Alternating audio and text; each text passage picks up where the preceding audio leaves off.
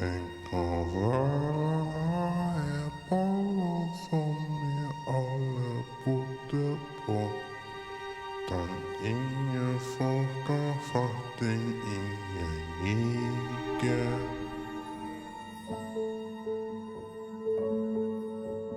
Jeg har så lyst til at foreldrene til våre elever skal sitte i salen. Det er ganske mange skuffelser å ha barn med funksjonsnedsettelse eller variasjoner. Og mitt store ønske er at de kan sitte i salen nå i kveld og tenke at han er min.